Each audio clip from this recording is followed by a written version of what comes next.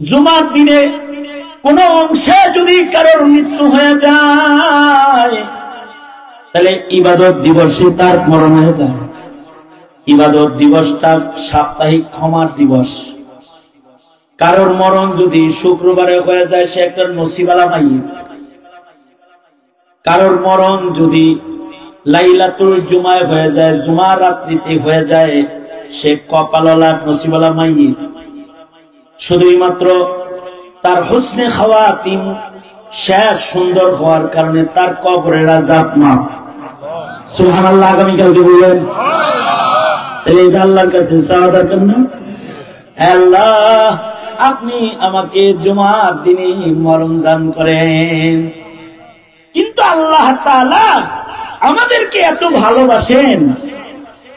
বনি ইসরাইলের তো 24 ঘন্টা ইবাদত করা লাগতো, আমাদের কিন্তু জুমার দিন 24 ঘন্টা ইবাদত করা জরুরি না। আমাদেরকে জুমার দিনে মাত্র আইম্মায়ে মুজতাহিদিনরা বলেন জুমার দিন কেউ যদি মাত্র 1.5 ঘন্টা ইবাদত করে, বাস এই 1.5 ঘন্টা দুনিয়ার কাম করা মানা। সূরা জুমা আল্লাহ নাজিল করে জুমার দিনের বিধান দিলেন, ইদা নুদিয়া লিস-সালাতু মিন ইয়াউমিল জুমআতি ফাসআউ ইলা যিকরিল্লাহি ওয়া যারুল বাই'। জুমার আযান হয়ে গেছে, নামাজের জন্য তোমাদেরকে ডাকা হয়েছে, এইবার আর লাঙ্গল মেরো না, এইবার আর দোকানদারি করো না, এইবার আর বেচাকেনা করো না, এইবার আর দুনিয়ার আর কোনো কাম করো না, এবার সিধা মসজিদে চলে যাও। ফাইদা কুজিয়াতিস সালাহ, নামাজ শেষ, ফান্তাশিরু ফিল আরদ, এবার ব্যবসার জন্য আবার বাইরে গেলে আমি তোমাদেরকে কিচ্ছু বলবো না। আল্লাহু আকবার বলেন। দেখেন ওই আগের উম্মতের ছিল 24 ঘন্টা, আর আমাদের ইবাদতের দিবসে দিছে কখন? নামাজের আযান থেকে শুরু করে নামাজের সালাম পর্যন্ত মাত্র এই 1.5 ঘন্টা দুনিয়ার কাম করতে মানা করছে। এই 1.5 ঘন্টা যদি কেউ ইবাদত করে তাতেও জুমার দিনের হক আদায় হয়ে যায়। জুমার হুকুক আদায়কারী মুমিনের খাতায় তার নাম চলে যায়। জুমার দিনে ছোট ছোট কিছু আমল আছে, ওগুলো করলে অনেক নেকি দেয়। আশ্চর্য, মুসলমান জুমার দিন সম্পর্কেও জানে না। আমাদের এই সমাজের মুসলমানরা অধিকাংশ গুনার কাম করে জুমার দিনে, ছুটির দিনে। মদের বারগুলো চাঙ্গা থাকে শুক্রবারে, শুক্র শনিবারে মদের বার চাঙ্গা থাকে। সরকারি ছুটির দিন তো বার চাঙ্গা। যে সকল এলাকায় মদের বার আছে, ক্যাসিনো আছে, এই রাস্তাঘাটে রাস্তায় গাড়ি চলাচল করা যায় না। শুক্রবারে যে সকল এলাকায় মার্কেট আছে, ওই এলাকার মার্কেটিং এর ভিড়ে হাঁটা চলা করা যায় না। যে এলাকায় পার্ক আছে, শুক্রবারে ওই এলাকায় নড়াচড়া করা যায় না। যে এলাকার মধ্যে আড্ডাখানা আছে, পিকনিক স্পট আছে, শুক্রবার হইলে পরে ওই এলাকায় বন্ধ হয়ে যায়। মনে হয় যেন যে শুক্রবারটা আল্লাহ নিজের মন মতো ঘোরার লেগে দান করছে, অথচ শুক্রবারটা হলো ইবাদতের দিন। শুক্রবার সারা দিন বান্দা ইয়াউমুল জুমার হক আদায় করার চেষ্টা করবি। আগে আগে মসজিদে যাবে, যে আগে যাবে সে উট সৎকার সওয়াব পাবে, একটু পরে যাবে তো গরু সৎকার সওয়াব পাবে, আরো পরে যাবে তো ছাগল সৎকার সওয়াব পাবে। যত ডিলামি করবে তত সওয়াব কমবে। আর যদি কোন রকম মরণটা ইয়াউমুল জুমআতে কারণ হইয়া যায়, কবরের আযাব মাফ। আল্লাহ তাআলা তাকে কবরের আযাব মাফ করে দিবে। ইয়াউমুল জুমআতে যার মরণ হইল, কেমন যেন মুসলিম হিসাবে মরণ হয়ে গেল। মুসলমানের ইবাদতের দিনে তার মরণ হয়ে গেল, ইমানের হালতে মরণ হইল। এই লোকটা সফল মুমিন। এ কারণে সব সময় আল্লাহর কাছে নিজেদের শেষ ভালো করার দোয়া করা, কারণ শেষ ভালো যার সব ভালো তার।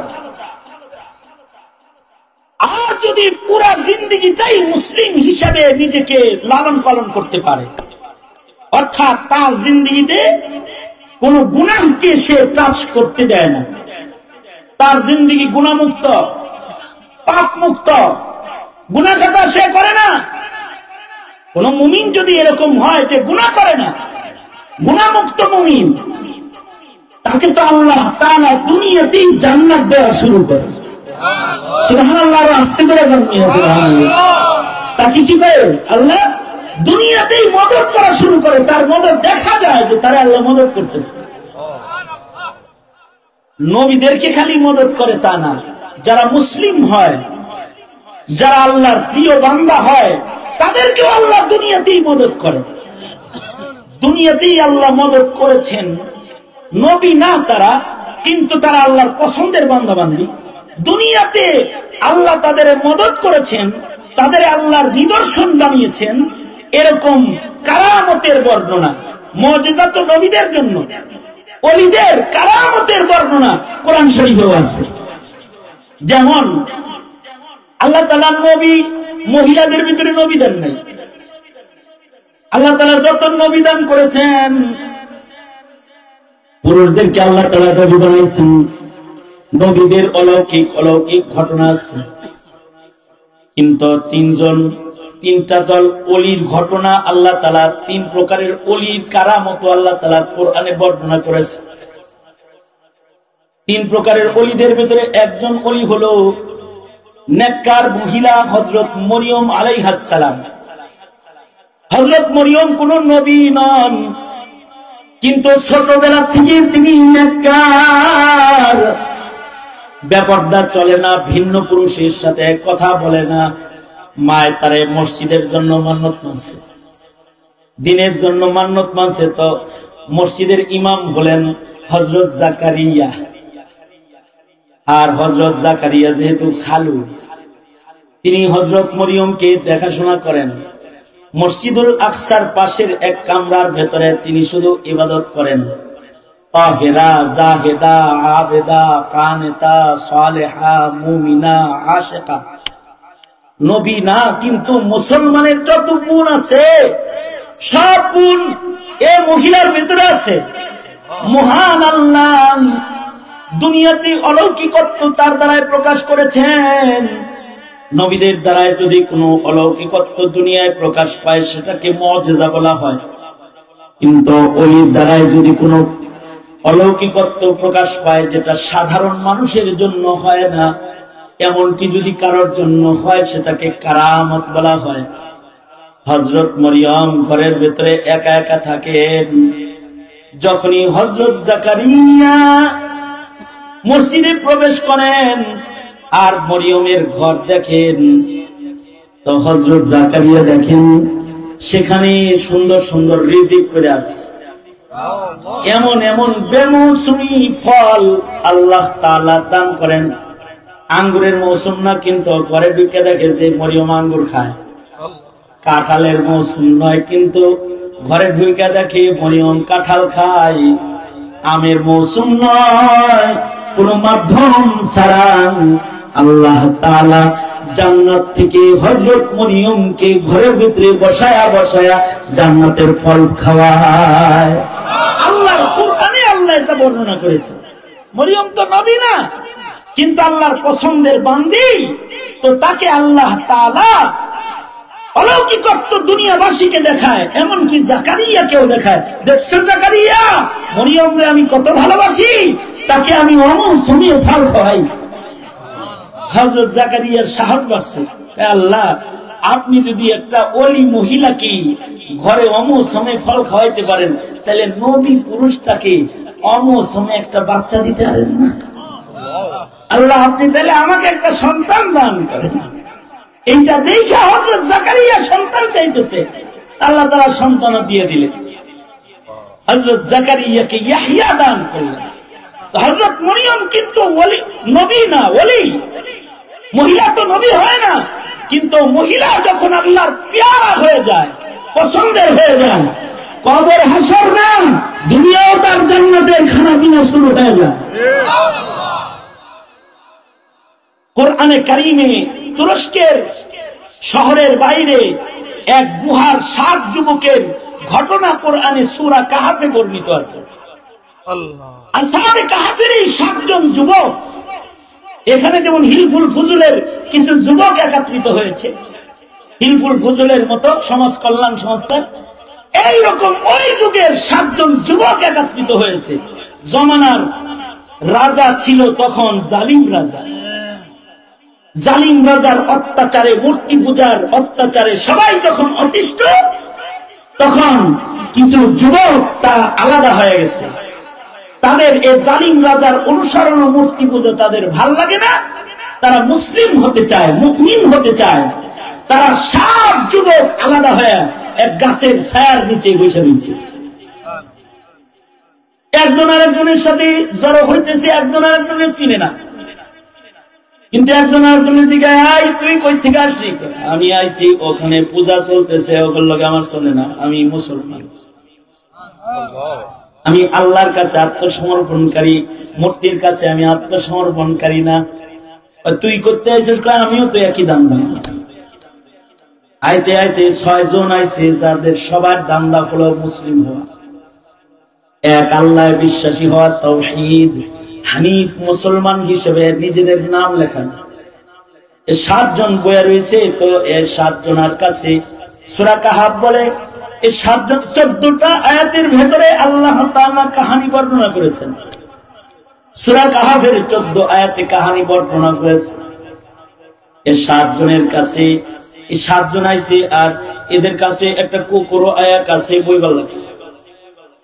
মুফাসসিরিনরা বলে এই 7 যুবকই কুকুর রেখে দেয়, যে কুকুর যেখানে থাকে সেখানে তো আওয়াজ হয়, ঘাউ ঘাউ করে।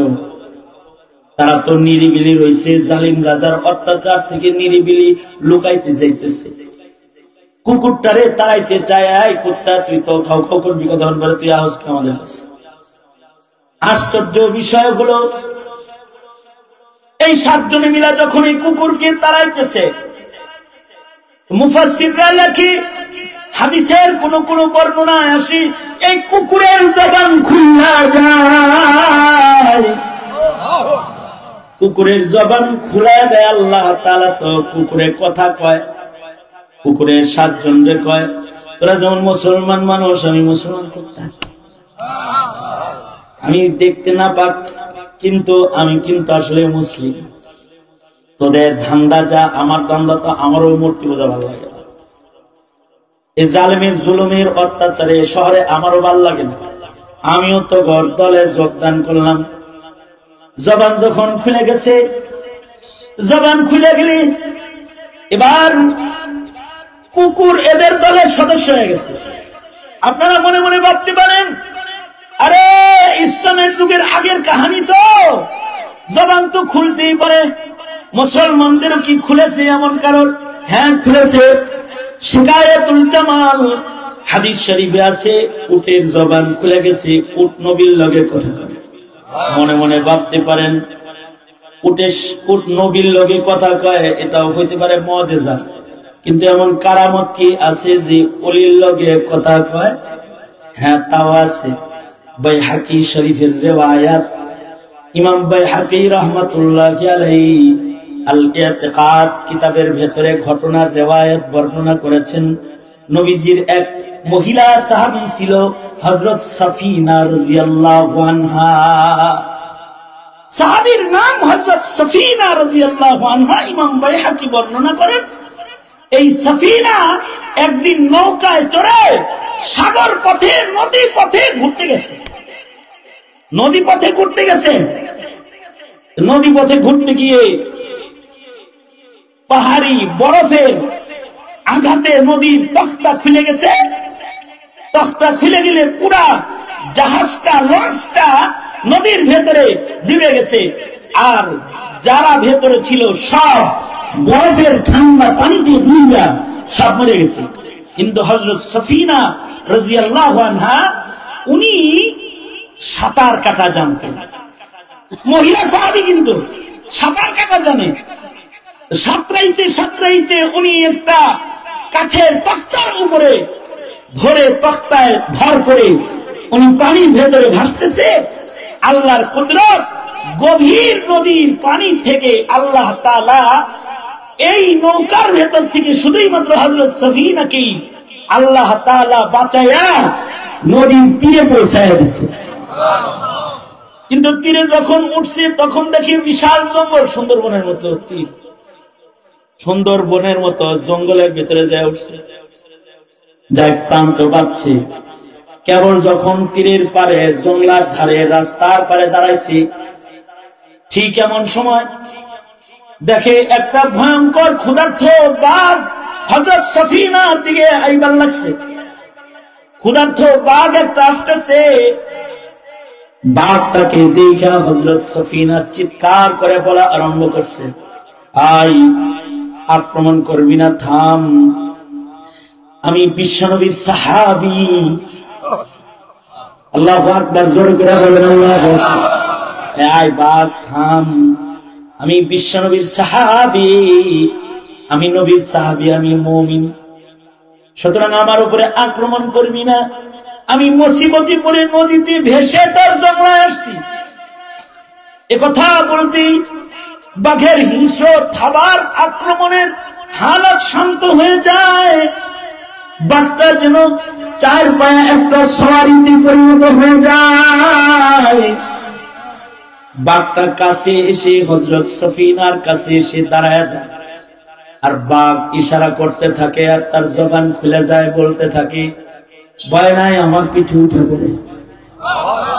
আল্লাহু আকবার, জোরে করে বলেন আল্লাহু আকবার। जो तू मेरा तू सब मेरा, फलक मेरा ज़मीं मेरी, जो तू मेरा तो सब मेरा, फलक मेरा ज़मीं मेरी, अगर एक तू नहीं मेरा तो कोई शय नहीं मेरी। আল্লাহর কোন বান্দা যদি মুসলিম হয়ে যায় আর আল্লাহর হয়ে যায়, আল্লাহ তখন বান্দার হয়ে যায়। মান কানা লিল্লাহ কানা আল্লাহু লাহু। কেউ যখন আল্লাহর হয়ে যায়, আল্লাহ তখন বান্দার হয়ে যায়। আল্লাহ যখন বান্দার হয়ে যায়, তখন মাখলুকাত বান্দার গোলাম হয়ে যায়। আর ইব্রাহিম রহমতুল্লাহ আলাইহির কথা শুনেছি, কোরআন তেলাওয়াত করতেছেন, বাঘেরা পাশে এসেছে, কারি ইব্রাহিম ডেকে বলেছে, আয় বাঘ চলে যায়, এখানে কোরআন আবাদ করব। তুমি জানি এই জঙ্গল থেকে বাঘ বিদায় নিচ্ছে। আল্লাহর বান্দা যখন আল্লাহর হয়ে যায়, মাখলুকাত তখন তার হয়ে যায়। কেউ যখন আল্লাহর কাছে সমর্থন নিজেকে আত্মসমর্পণ করে ফেলে, তখন মাখলুকাত তার কাছে আত্মসমর্পণ করে ফেলায়। বাঘ কাছে এসে বলে, সফিনা আমার পিঠে উঠো। এবার সফিনা কয়, না, আমি তোমার পিঠে উঠলে তোমার কষ্ট হবে, আমি তোমার গায়ে হাত রাখি, তুমি আমাকে রাস্তা দেখাও। বাঘের লগে কথা কইতেছে। কে বলায়? জোরে বলেন, জোরে বলেন, আরো জোরে আওয়াজ করে বলেন, কে বলায়? আল্লাহর কুদরতের ভিতরে না বাইরে? আল্লাহ পারে কি পারে না? আল্লাহ পারে কি? জোরে আওয়াজ করে বলেন, পারে কি পারে না? শায়েখ আহমদ রিফাই রহমাতুল্লাহ আলাইহি রাস্তা দিয়ে যায়, কুকুরের লগে দেখা, কুকুরের জবান খুলে গেছে। কুকুর বলে, আয় রিফাই, রাস্তা ছাড়ো, কাদায় নামো, তুমি নামো। শায়েখ রিফাই বলে, আমি মসজিদে দেখছি, আমি কাদায় নামলে সমস্যা, তুই নাম। কুকুরের জবান খুলে যায়। কুকুর বলে, রিফাই নিজেরে কি বড় মনে কেন? না, তোরে বড় মনে হইব কেন? আমার নিজের বড় মনে হইব কেন? কয়, পানিতে তুমি নামো না কেন? কুকুর তুমি নামো। শায়েখ রিফাই বলে, না, তুই নামলে ভালো, কারণ আমি মসজিদে যেতেছি, আমার পাও ধুইতে হইব। আমি যদি পানিতে নামি, তাহলে নাপাক গায়ে লাগলে ধুইতে হইব, তোর তো আর পাক নাপাক নাই, তুই নেমে যা। কুকুর বলে, গায়ের চামড়ার উপরে নাপাক লাগলে পানি ঢাললে সাফ হয়ে যায়, কিন্তু আমার চাইতে নিজের বড় অহংকারের নাপাক যদি দিয়ে লাগে যায়, ওটা কিন্তু পানি দিয়ে সাফ করা যায় না। শায়েখ কুকুরের সাথে কথা করে লাফ দিয়া পানির ভেতরে নেমে গেছে। কারামাতুল আউলিয়া হাক্কুন। কখনো ওলি বুজুর্গের সাথে হাইওয়ানাতেরও কথোপকথন হয়ে যায়। আল্লাহর পেয়ারার সাথে যখন এমন ঘটনা ঘটে যায় তখন এটাকে হাদিসের ভাষায় বলে কারামাত। আর যদি নবীর থেকে হয়ে যায় ওইটাকে বলে মুআজিজা। এই ওলি বুজুর্গ আসহাবে কাহফের লগে কুকুর করতেছে। মুসলমান, আরে আমি কুত্তার লেগে, আমিও মুসলমান, আমরা দলের, আমাদের সাথে না। এই 7 জনের কুকুর সহজে গুহার ভিতরে শুইছে। আল্লাহ পাকের পক্ষ থেকে কারামত। আল্লাহ পাক 309 বছর কোরআনে কারিমে আছে, 309 বছর আল্লাহ তাআলা তাদেরকে ঘুম পাড়ায় দিয়েছে। এক ঘুম, সূর্য উঠলে আল্লাহ কিরণ যেন চোখে না লাগে, সূর্যের পাকা বেড়ে দিই। তারা গুহার ভিতরে ঘুমায় রয়েছে। কুকুরটাও তাদের গুহার মুখে পাহারাদার হইয়া 2 পা সামনে দিয়ে ঘুমাইতেছে। কাহাব বলে 309 বছর পরে আল্লাহ তাআলা তাদের ঘুম ভাঙাইছে। থেকে কখন ঘুমাইছেন? আমরা কয় একদিনের কম না, আবার কেউ কয় আধা দিন ঘুমাইছে, কেউ কয় না কয়েকদিন খিদা লাগছে, কয়েকদিন ঘুমাইছে মনে হয়। আসলে ঘুমাইছে কতদিন? কতদিন ঘুমাইছে? 9 বছর ঘুমাইছে। আওয়াজ করে বলেন তো এই ঘুম পাড়াইছে কে? আরো যারা আওয়াজ করে বলেন পাড়াইছে কে? এই যে 300 বছর তাদের ঘুমের ভিতরে খাওয়াইছে কে? তাদের জীবিত রেখেছে কে? তারা মনে যে 1-2 দিন ঘুমাইছে। সাথে যে 300 বছর আগের কিছু টাকা ছিল, টাকা লয়ে একজন মার্কেটে গেছে, যাই তো তারা খাইছে, কিরে গুপ্তধন পাইছে, এটা তো অনেক আগের টাকা। না না, এটা তো কালকের টাকা। না না, এটা 300 বছর আগের টাকা। কই আছো? আমি আমার সাথে আরো 7 জন আছে, আমরা ঘুমাইছিলাম। আসলে আল্লাহ তাআলা তাদের ঘুম পাড়াইছে। ওই জমানার বাদশা বাদশি 300 বছরে জালিম বাদশার পরাজয় হয়ে নেককার বাদশা একটা আইছে। এই নেককার বাদশা মানুষে আল্লাহ চিনাইতে পারতেছে না যে কি আল্লাহ তাআলা মরা জীবিত করবে। এবার আসহাবে কাহাফ দেখায়, দেখছো 300 বছর আগে ঘুমাইছে জালিম রাজা, আল্লাহ 3 বছর পরে জাগ্রত করেছে। অলৌকিক কত বান্দাকে দিয়ে দেখাইছে কে? যারা আওয়াজ করে বলেন 7 জনে আল্লাহর কাছে কয়, আল্লাহ পালায় বুলায় আইলাম গুহায়, আমাকে বুজুর্গিটা তুমি ফাঁস করে দিলা, তাহলে আমার আল্লাহ তুমি তোমার কাছে চলে যাও। 7 জন একসাথে কুকুর সহ ইন্তেকাল করে আল্লাহর পথে বাড়ি জমায়ের জান্নাতে চলে গেছে। দৃশ্য দেখে এলাকার সব লোক কালেমা পড়ে মুসলমান হয়ে গেছে। না, কিন্তু মুসলমান কামেল, কামেল মুসলিম, তার থেকে দুনিয়াতেও অলৌকিকত্ব প্রকাশ। আল্লাহ তাআলা অলৌকিকত্ব প্রকাশ করে। কোরআনে কারিমে আরেকটা কারামাতের ঘটনা আছে। হযরত সুলাইমান আলাইহিস সালামের একটা পাখি ছিল, পাখির নাম ছিল হুদহুদ। এটারে খুঁজে পাওয়া যায় না। ঘুরতে ঘুরতে এটা রানী বিলকিসের খবর বলে, সুলাইমান একটা বউ আমি তোমার জন্য দেখে এসেছি, আমার সাথে রাগ করে লাভ নাই। তাই নাকি? হ্যাঁ, দারুণ একখান রানী আছে, সেই রকম দেখতে, আর তার আছে এক আজব সিংহাসন। তুমি যদি বলো তাহলে আমি তোমার পক্ষ থেকে পয়গম্বর, আমি তোমার পক্ষ থেকে তাকে ইসলামের দাওয়াত দিতে পারি। সূরা নামলের ভেতরে আল্লাহ কাহিনী বর্ণনা করেছেন। পয়গম্বর সুলাইমান মাত্র 2 লাইনের একটি চিঠি রানী বিলকিসের কাছে দিয়েছেন যে, রানী বিলকিস, রহমান দয়ালু রবের নামে আমি তোমার কাছে পত্র লিখতেছি। আমি সুলাইমান আমার দাওয়াত গ্রহণ করে কালিমা পড়ে লা ইলাহা ইল্লাল্লাহ কালিমা পড়ে নাও, অন্যথায় কিন্তু আমি যুদ্ধ ফোর্স নিয়ে আইতাছি।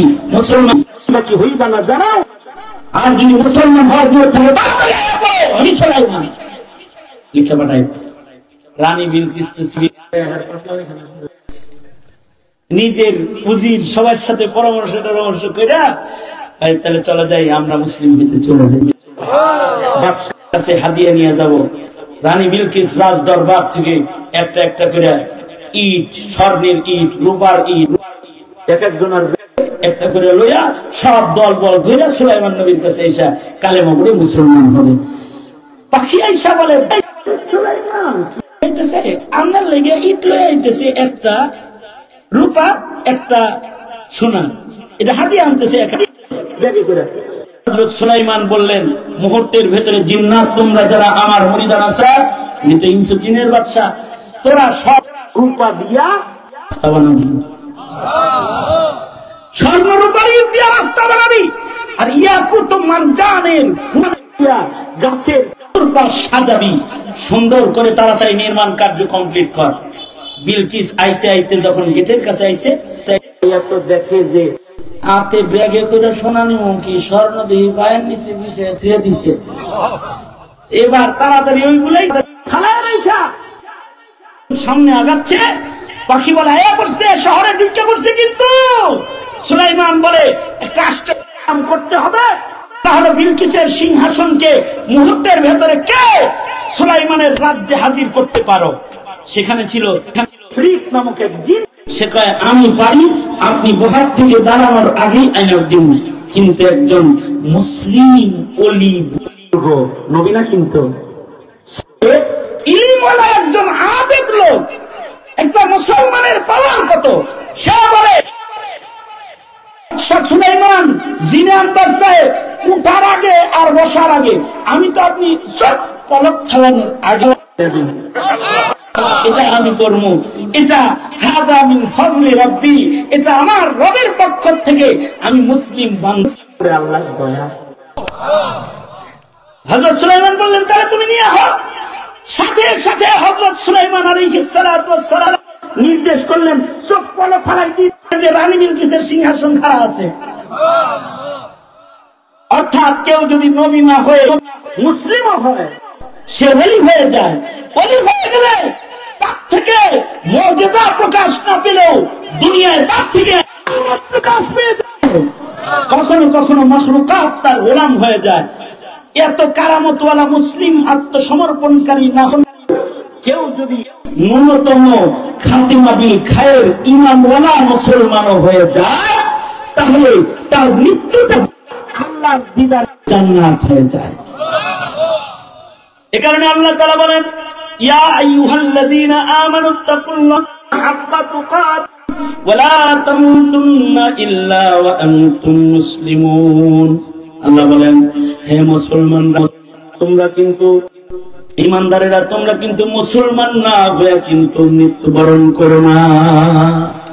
মুসলিম হবে কাজ যেভাবে চালায় হেমনে, দল যেভাবে চালায় হেমনে চলে মুসলিম হইবে। আল্লাহ যেমনে চলতে বলে সেভাবে চলে মুসলিম হতে হয়। আদর্শিক মুসলমান, ইবাদতের মুসলমান, যার মুখ যার হাত থেকে আর মুসলমানের সাধন হয় না। এরকম মুসলমান হওয়ার জন্য সাধনা লাগে আর শরীয়তের পাবন হইতে হয়।